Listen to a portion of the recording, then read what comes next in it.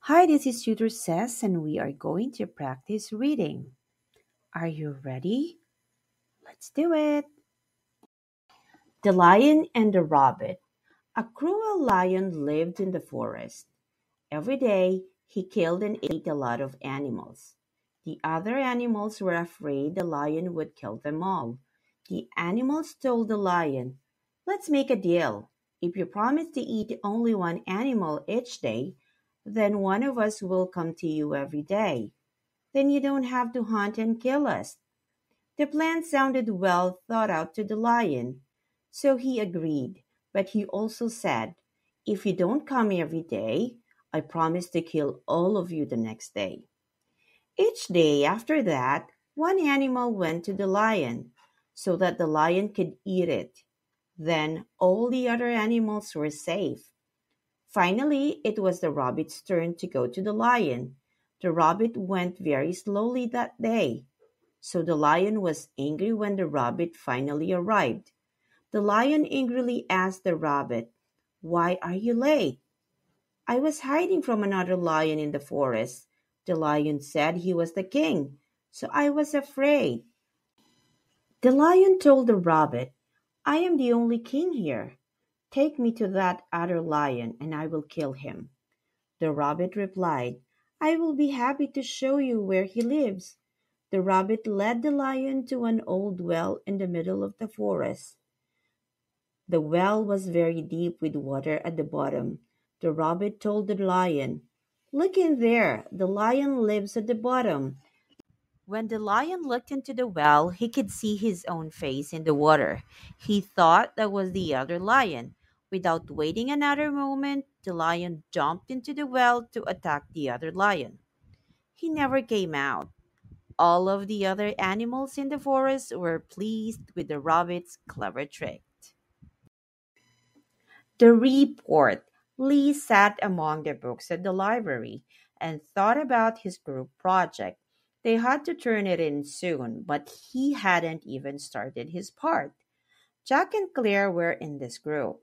They had worked hard. They were also very smart, and Lee didn't want them to get a bad grade.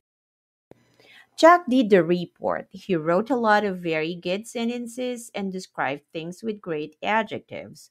Claire drew a nice map of the stars.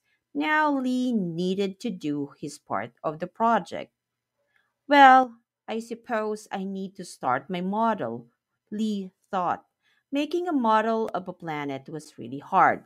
Lee tried to read several books, but he couldn't comprehend any of the charts. "We're going to fail because of me," Lee said.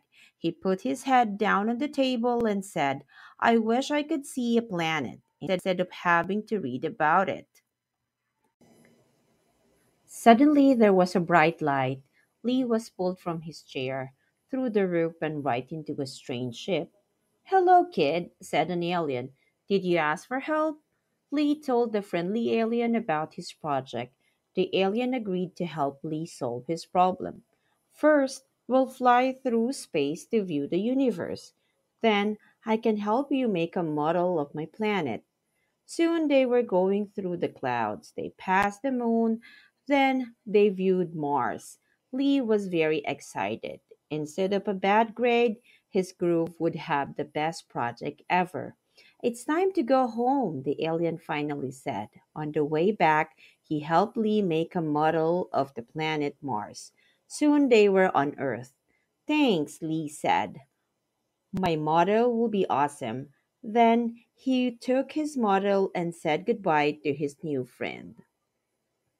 The laboratory. Mia's father had a laboratory, but she had no idea what was in it. Her dad always closed and locked the door when he went in. She knew that he used it to do projects for work. He never told Mia what these projects were. One night, Mia approached the door to the laboratory. She stopped and thought, "I wonder what crazy experiment he is doing now." Suddenly, she heard a loud noise. It sounded like an evil laugh. The noise scared her. So she walked quickly back to her room. The next night, her friend Lise came to her house. When Lise arrived, Mia told her about the night before. Oh, it was terrible, she said. Why don't we see what is in there? Lise asked. It will be fun adventure. Mia felt nervous about going into her father's laboratory, but she agreed. As always, the door was locked. They waited until Mia's father left the laboratory to eat dinner. He didn't lock the door, Lise said. Let's go. The laboratory was dark. The girls walked down the stairs carefully. Mia smelled strange chemicals. What terrible thing her father creating? Suddenly, they heard an evil laugh. It was even worse than the one Mia heard the night before.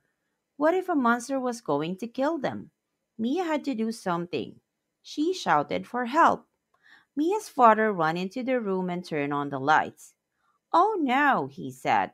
You must have learned my secret. Your monster tried to kill us, Mia said. Monster? He asked. You mean this?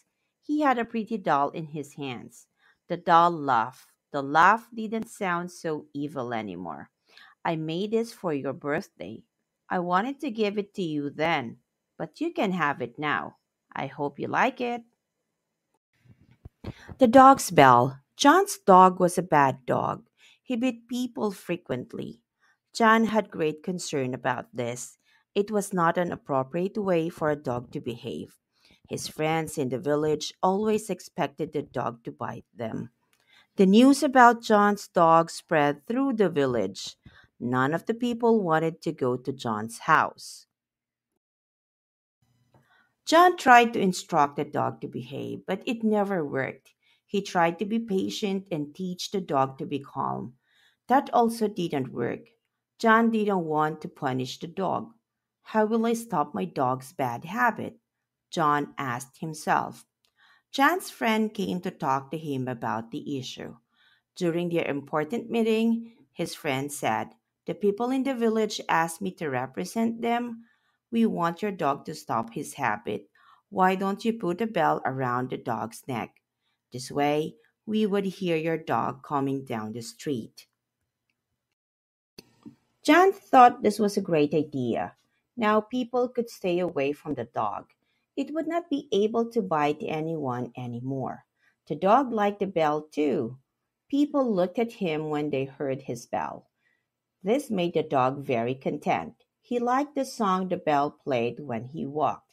One day, John's dog strolled through the village and met some other dogs. He expected them to want a bell like his, but they laughed at his bell. They said the bell made people avoid him.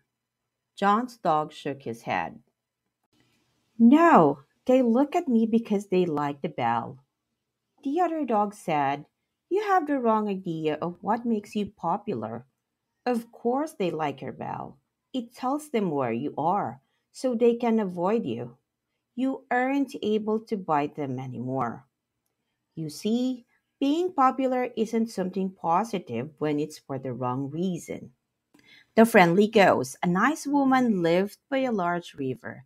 She loved children. She wanted to help them in any way. She loved her community, and everyone in the community loved her. She lived a very long time and became very wise. When she died, she became a ghost. She was dead, but every night she returned to her community. She wanted to help children and not to cause them fright. But she had a scary voice. Children were afraid of her, but the ghost was a good one. She only scared them to help them. One night, some children and a dog were playing by the river. They were having fun when their pet, but they were far from home. When the weather became bad, it rained and rained. The river was rising. It was very dark. The children knew they were lost. They needed to go north, but they didn't know which direction it was. When the moon came out, they saw a ghost by the river. The ghost said, go away. The children felt great fright. They knew it was a ghost. When the ghost moved closer, she yelled again, go away. The children became very upset. Some of them began to cry. The children knew they had a choice. They could escape or they could stay and face this scary individual in the dark. The children ran along a distance away. The ghost followed them all the way. Finally, the children reached home. The ghost was very happy. Soon the river rose higher and higher. It was very dangerous. The ghost had helped the children survive. She had saved them from the rising water. She also used her power to lead them home. Sometimes meeting a ghost has advantages. A ghost can save your life.